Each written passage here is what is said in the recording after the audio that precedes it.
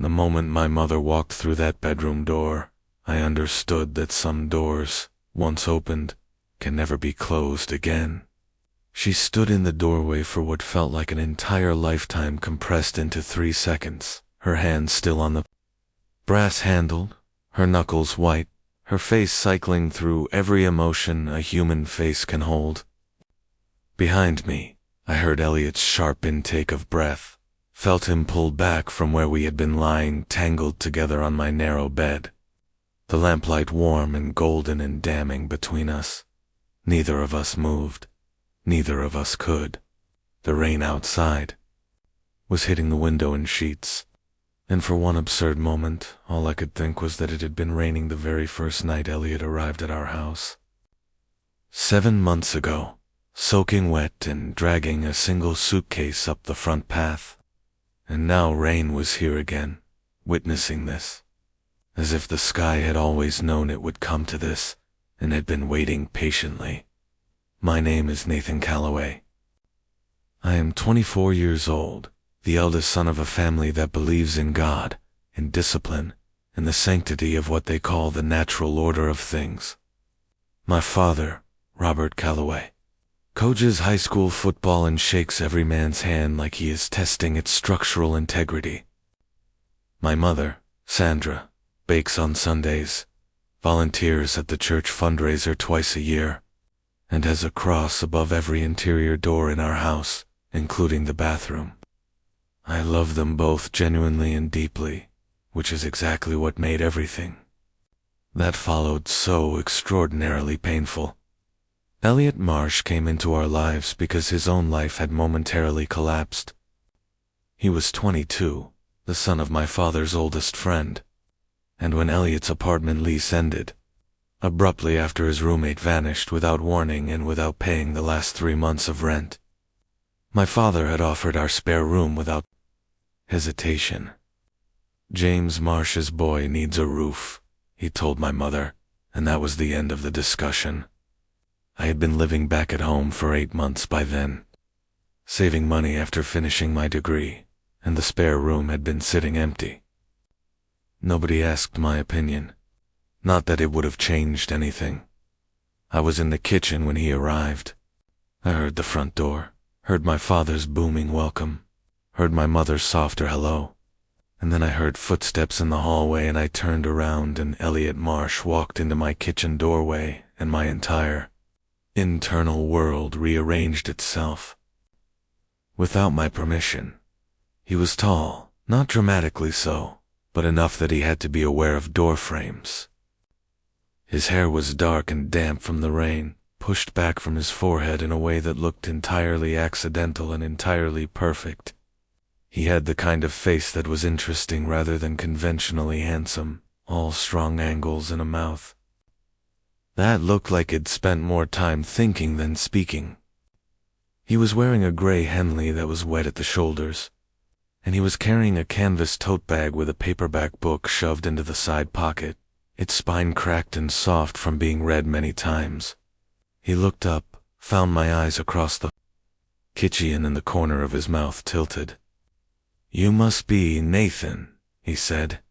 His voice was quieter than I expected.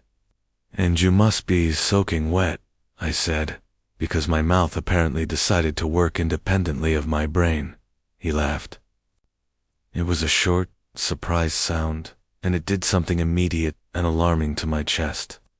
And I told myself sternly that this was just a guy, just someone staying in our house temporarily, and that I needed to pour him a towel or hand him a glass of water or do literally anything that was not stand here cataloging the exact shade of his eyes, which were a particular gray green that I would later waste considerable mental energy trying to describe to myself and always fail.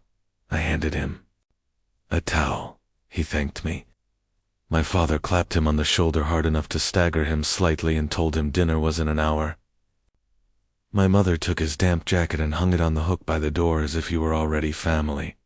And just like that, Elliot Marsh was part of our household, sleeping 8 feet down the hall from my bedroom door, and nothing would ever be quite the same again. The first 2 months were a masterclass in pretending. I was good at pretending.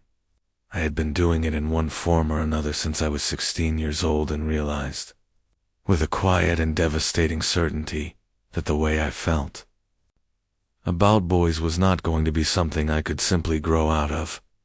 I had spent years building a careful architecture of normalcy around myself, dated a girl named Priya briefly in my second year of university, went to football games with my father, learned to talk about women in the abstract the way men in my family talked about them, as something to be admired and pursued and eventually settled beside. It was not dishonesty exactly. It was more like living in a house where certain rooms were locked, and you simply didn't mention the locked rooms, and eventually you almost forgot they were there. Elliot made me remember every single locked room. He was quiet in the mornings, moving around the kitchen in a way that suggested he was not fully conscious until his second coffee, and I found this unbearable in its charm. He worked remotely, doing something with data analytics that he tried to explain to me once, and that I mostly failed to follow because I was too busy noticing how he used his hands when he talked. These careful, illustrative gestures, as though his hands were always drawing diagrams in the air. He had a habit of reading in the evenings on the back porch if the weather allowed it, one leg folded under him on the old wicker chair, the paperback open in one hand. He was working his way systematically through a collection of novels I did not recognize, and when I asked, he told me they were all by queer authors and he wanted to read every single one. I remember going very still when he said that. Just for a beat. He looked up from the page and found me looking at him, and his eyes were steady and open and told me absolutely nothing about what was behind them. "Good books," he said simply, and went back to reading. I went inside and stood in the hallway for a moment with my heart doing something complicated in my chest. I had not told my family. I had not told anyone from home, really. There were friends from university who knew, who had been easy and matter-of-fact about it in the way that young people in cities can sometimes be. And those friendships had felt like breathing rooms.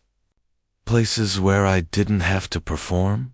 But here, in this house, with the cross above every door, and my father's voice filling every room, and my mother's careful, loving attention that noticed everything here, I had always been the version of Nathan that was safe and comprehensible. I had no intention of changing that. I had a plan. Save enough money, move to the city, build a life that was mine, and perhaps someday find a way to have an honest conversation with my parents from a safe distance, with an escape route already established. Elliot was not part of the plan. It started with conversations. This is always how it starts. I think not with grand gestures or cinematic moments, but with conversations that go 20 minutes longer than they were supposed to. I find you still sitting at the kitchen table at midnight when you both have things to do in the morning that leave you lying awake afterward thinking about something the other person said. The way they said it, the pause before they said it. We discovered that we had both read the same obscure travel memoir and had wildly different interpretations of its ending. This became a 40-minute debate conducted over the remains of a Tuesday dinner, and by the end of it I was laughing harder than I had laughed in months. And Elliot was pointing at me across the table saying, "You are completely wrong, Nathan. And I want you to sit with that." And his eyes were lit up with amusement and argument and something else I was carefully not looking at too directly. We started watching films together. This happened gradually, the way things do. First, it was just happening to both be in the living room when something good was on. Then it was him knocking on my bedroom door frame and asking if I wanted to watch something. Then it was an established habit, Tuesday and Thursday evenings, the two of us on the couch with the sound low enough that my parents, who went to bed early, wouldn't be disturbed. We watched all manner of things. He introduced me to directors I had never heard of. I introduced him to a bizarre early 90s action film that my father had loved and that I had therefore watched approximately 11 times growing up. And watching Elliot's face as he processed it was one of the more purely enjoyable experiences of that period of my life. The couch was a regular 3-seater, but we always ended up in the middle of it. I don't know when that started. At some point the distance between us had simply decreased without either of us acknowledging it, and now we watched films with our shoulders touching. And sometimes his arm was along the back of the couch behind me, not touching, just there. And I was so acutely aware of it that I could barely follow the plots of anything we watched. I was not sleeping well. I would lie in my bed and stare at the ceiling, and have extremely firm conversations with myself about reality, about practicality, about the fact that I did not actually know anything concrete about Elliot's orientation and was probably projecting. He had mentioned queer authors. That was nothing. Lots of people read queer authors. I would remind myself of the planned city, escape route, distance, honesty from a safe place, and I would remind myself that Elliot was temporary, that he would find a new apartment soon, that this was a passing thing, and then I would hear him moving around in the room down the hall and my heart would do its complicated thing and the conversation with myself would fail entirely. The shift happened in November, 4 months after he arrived. There was a Sunday afternoon when my parents were both out and my father at a football meeting.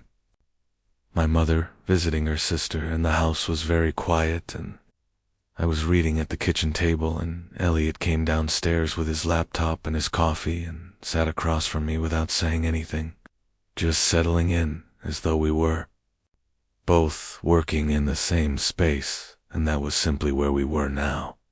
And for 2 hours we existed in a silence that was the most comfortable I had felt in years, and I understood then that I was in serious trouble. He looked up from his screen at some point and caught me looking at him, and this time neither of us looked away immediately. The silence changed quality. It became something that had weight to it, something that asked a question without using words. "Nathan," he said, and then stopped. "Yeah," I said, which was not a sentence, but was the only thing I had. He closed his laptop. He looked at me for a long moment with those gray-green eyes, and there was something careful and honest in his face. The look of someone who has made a decision and is standing at the edge of it. "I think," he said, speaking slowly, "that I need to be very clear with you about something, because I think if I'm not, I'm going to have said something dishonest by omission, and I don't want to do that to you." My heart was very loud. The kitchen clock ticked. "I'm gay," he said, simply, without theater. "The way you say a true thing that you have made peace with." The silence that followed was about 4 seconds long and felt like a year. "So am I," I said. And something in his face that had been held very carefully in check came loose all at once, and he exhaled a breath that seemed to have been waiting a long time, and his hand came across the table and his fingers wrapped around mine. And we sat like that for a long moment, not kissing, not saying anything, just the warm, solid fact of his hand around mine. And outside the November wind pushed through the trees and the house ticked and breathed around us, and I felt something in my chest unlock that I had not known was locked. What followed was the most tender and most torturous period of my life. We were falling in love in a house that had no language for it. Carefully, quietly, folding our feelings into the spaces between ordinary moments, the way you fold a letter into an envelope, the whole message inside, the outside perfectly plain. We were cautious by necessity. My parents were not cruel people. They were people with a particular map of the world, and on that map there was no road that led where Elliot and I were going. And we both knew what happened to people who went off the edge of maps, so we were careful. achingly careful. We were careful in the way that we looked at each other across the dinner table, keeping our eyes moving, keeping the conversation general, talking about football with my father and about the church fundraiser with my mother, performing the easy camaraderie of housemates, nothing more. We were careful in the evenings, sitting with appropriate distance between us on the couch if my parents were in the room. And then, when they went to bed, when the house went quiet, we were not careful at all. Those late evenings, that is where the real life was, with the volume low and the lamp burning and the rest of the house asleep. We talked in the way I had never talked with anyone. He told me about growing up knowing, at age 12, what he was, and deciding to tell his parents at 14, and how his father had left the room and not come back for 3 days, and how his mother had cried but eventually slowly, imperfectly, genuinely come around. He told me about the first boy he loved, at 17, a guitar player named Marcus, who moved away and took half of Elliot's heart with him. He told me about the loneliness of early adulthood, navigating a world that asked you to constantly justify your existence, and about finding his people eventually, slowly, one person at a time. I told him things I had told no one. About Priya, and how kind she had been when I finally told her the truth, and how her kindness had almost broken me because I had been so prepared for something worse. About the way I felt in this house, like wearing a coat that was 2 sizes too small, and how much I loved my parents, and how much that love complicated everything. About the plan, the city, the escape route, the honest conversation from a safe distance, and how it had started to feel less like a plan and more like a very elaborate way of never fully living. He listened. That was one of the things about Elliot. He listened the way some people don't, completely. Without preparing his response while you were still talking, without filling pauses with his own noise. He just listened, and his eyes were on mine, and being listened to like that by someone who knew all of it, the whole true shape of you, was one of the most intimate things I had ever experienced. The first time I kissed him was on a Wednesday night in late November, with the television playing something neither of us was watching, and the rain at the window again, and his shoulder warm against mine. I had turned to say something, I cannot even remember what, and he had turned at the same moment, and our faces were very close, and his eyes went from mine to my mouth and back, and the question in them was so clear and so gentle that I answered it without thinking, without planning, without giving the careful, cautious part of my brain any opportunity to intervene.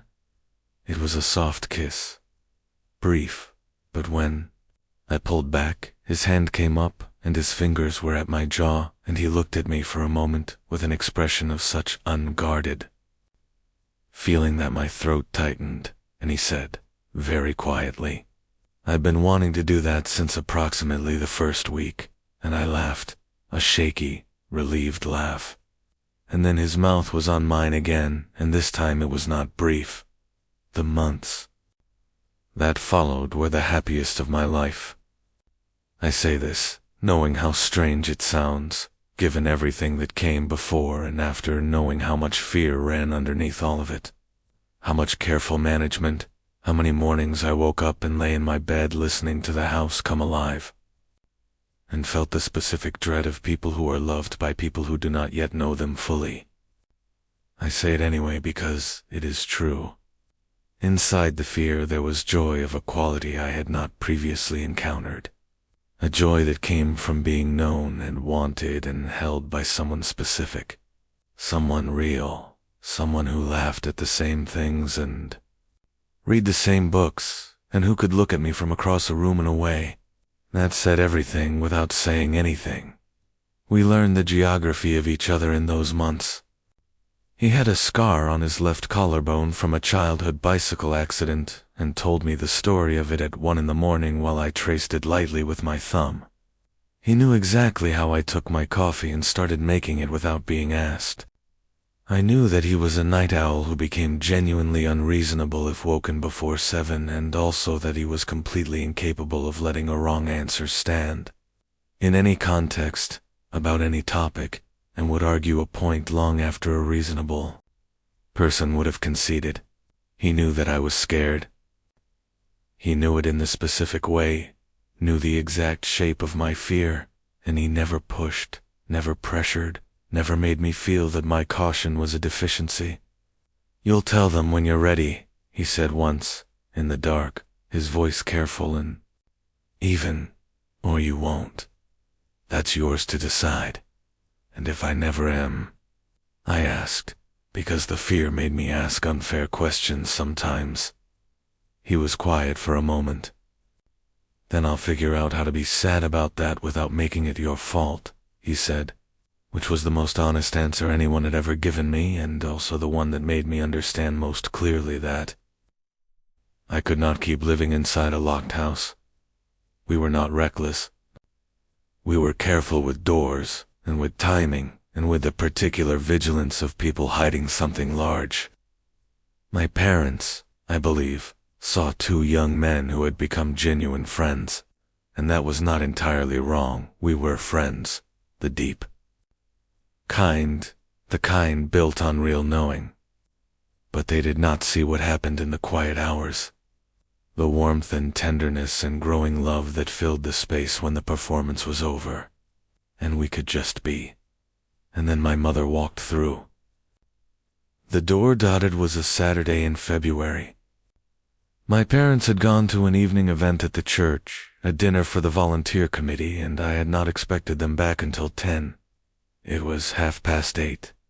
I learned later that my mother had developed a headache, and they had come home early, and my father had gone straight to his study, and my mother had come upstairs and heard, perhaps, a voice behind my door, and had knocked. I think she knocked, though in the shock of the moment, I cannot be entirely certain, and then opened the door. We were on my bed. We were not in the middle of anything passionate. We had been talking, lying together in the warm lamplight with my head against his shoulder and his fingers in my hair. One of those perfect quiet moments that felt like a whole world contained in a small space. But we were together in a way that required no further interpretation. My mother was not a stupid woman. The 3 seconds stretched. Then she closed the door. Not slammed closed. Quietly. That quiet was worse than anything else could have been. I was out of bed and in the hallway within moments, my heart hammering. Elliot's hand caught my wrist briefly. "Are you okay?" And I nodded, which was not entirely true, and went after her. She was in the kitchen. She had her back to me, her hands on the counter, and when she heard me come in, she didn't turn around immediately. I stood in the doorway and the silence was enormous. "Mom," I said. My voice was steady, which surprised me. She turned around. Her face was controlled. That was the word. She had pulled her expression into something controlled, but her eyes were full of things she was working very hard to contain. And one of them was unmistakably pain, and that was the one that cut me open. "Nathan," she said. "Just my name." "I should have told you," I said. "I know I should have told you. Who else knows?" "No one. Here, no one." She pressed her lips together. Her hands were flat on the counter. "How long has this been? How long have you stopped?" "Tried again. How long have you known about yourself?" "Since I was 16, I said. Something moved through her face at that. 8 years of not knowing. I watched her process it. "I didn't know how to tell you," I said, and my voice broke slightly on the last word, because it was the truest thing I had said in years. Truer even than I am gay, truer than I love him, because the not telling had been its own life lived in. Parallel, its own weight carried alone, she cried, quietly, with her hands still flat on the counter, as though she needed the anchor. I crossed the kitchen and stood near her and didn't know what to do with my hands and eventually put them on her shoulders. And she cried for a short while and then stopped, and we stood like that in the kitchen silence.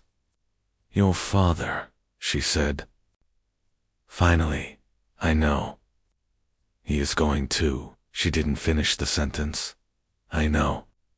She pulled back and looked at me, really looked at me, with the thoroughness of a mother cataloging her child for damage. And what she saw seemed to steady her slightly.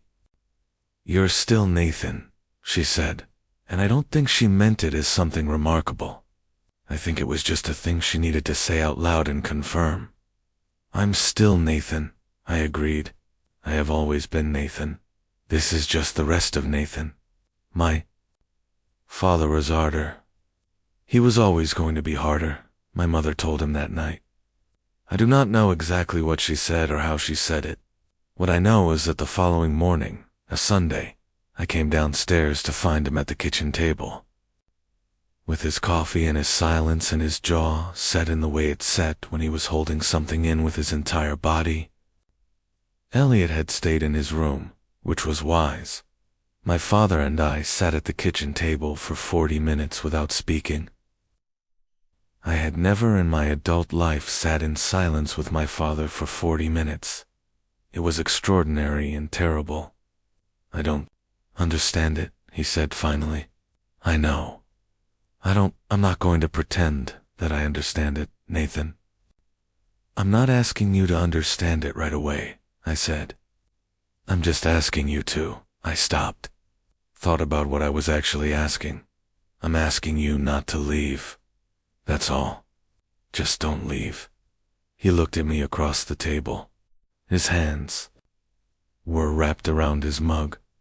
The vein at his temple was working, and I watched him, not with fear exactly, but with a profound and exhausted hope. The hope of someone who has been carrying a secret for 8 years and has finally set it down, and is waiting to see if the ground holds. "James Marsh's boy," my father said slowly. He shook his head. "It's not something that was done to me," I said. "Elliot didn't. This is who I am, Dad. He's just the person I'm in love with. That's all." The word landed. "In love with?" My father's face did something complicated. "That's not a small thing," he said. "No," I agreed. "It's not." We sat a while longer. Outside, the February sky was the flat white of a day that couldn't decide what to do with itself. My father drank his coffee. I drank mine. "I need time," he said finally. "I know. I'm not going to. I need you to understand that this is not simple for me. This goes against." He stopped himself, took a breath. "I need time. Can you give me that?" "Yes," I said. "I can give you that." He stood up, paused. For a moment I thought he was going to say something else, something important. Instead, he put his hand briefly, firmly on my shoulder, the way he shook hands, testing structural integrity, and then he walked out of the kitchen, and the back door closed behind him, and I heard him in the yard, and I sat at the table and let out the breath I had been holding since February began. The weeks that followed were not a straight line. Nothing ever is. My father avoided real conversation for a while, moved through the house with a careful, deliberate distance, not unkind exactly, but not yet present in the way he had been. My mother quietly, steadily, with the determined practicality of a woman who has decided what she is going to do, became a more and more solid presence, asking Elliot about his work, asking whether he wanted something from the store, treating him with the particular, careful courtesy that is just a few degrees short of warmth and requires its own form of courage to maintain. Elliot, for his part, was extraordinary throughout all of it. He did not shrink or become apologetic. He was simply, consistently himself, quiet and present and honest, helping with dinner without being asked, maintaining a respectful distance from my father without being invisible, talking with my mother with genuine interest, and gradually, over those weeks, drawing from her something approaching ease. He told me once, when we were alone, that he had done this before, lived inside the cautious space of other people's slow adjustment, and that he knew how to be patient without diminishing what he felt. "Does it hurt?" I asked. "That they need time?" "Yes," he said honestly. "But I've learned to hold the hurt separately from the people doing it. Your parents are good people trying to do something genuinely hard. That's different from people who don't try." Your father put his hand on your shoulder," Elliot said. "I was watching from the hallway. You didn't see me. He put his hand on your shoulder, and that was him, Nathan. Working through something real. That wasn't nothing. I thought about that for a long time." The turn came 6 weeks after the kitchen discovery. On a Thursday evening, my father came home from work to find Elliot and me and my mother at the kitchen table with the remains of a dinner, talking. And something in the scene, perhaps its ordinarianism, its ease, the way my mother was laughing at something Elliot had said, stopped him in the doorway. He stood there for a moment, and then he came in and sat down and asked what we were talking about, and my mother told him, and he listened, and then he made some remark, dry, unexpected, that made Elliot laugh, and I watched my father look at Elliot's face when he laughed, and something in my father's expression shifted. Some calculation revised itself, some old certainty made room for a new one. It was not a dramatic scene.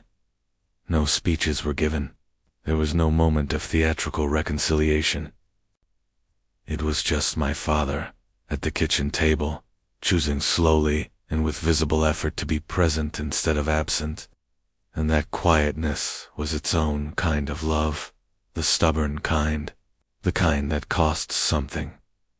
Later that night, my father knocked on my bedroom door. Elliot was in his own room.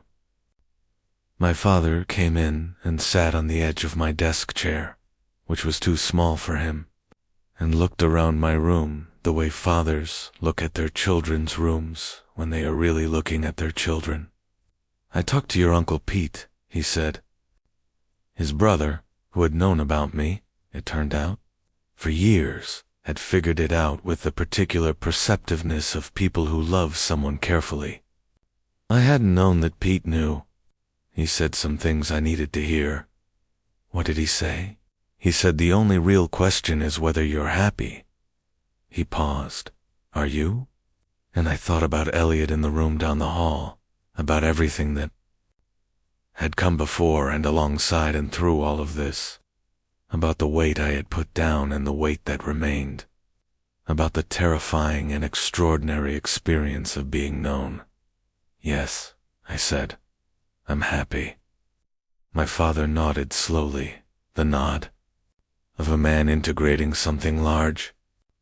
Then he stood up, and he did the shoulder thing again, the hand on shoulder, the structural integrity test, but this time it stayed a moment longer. And he said, without looking directly at me, "He seems like a good person." I nearly came apart. "He is," I managed. My father went to bed. I sat in my room in the lamplight for a long time and felt the world reshaping itself slowly, imperfectly, but genuinely, around a more honest version of me. Spring came gradually the way it does, degree by degree, the lights staying a little longer. Each day in the garden beginning its slow riot, and the house changed quality as the weeks passed. There is no clean summary of it, no single scene that captures the shift. It was accumulated small things. My mother setting 3 places for dinner, and then, one evening, 4, without announcement, Elliot's place, simply there, expected. My father and Elliot discovering that they had a shared and intense opinion about a particular football team's management decisions, and spending an entire Sunday afternoon being wrong at each other about it, with increasing fondness.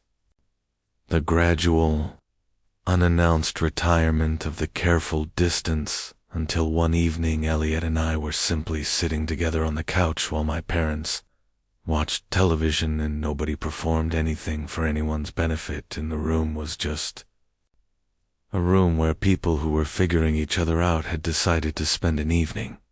There were still hard moments,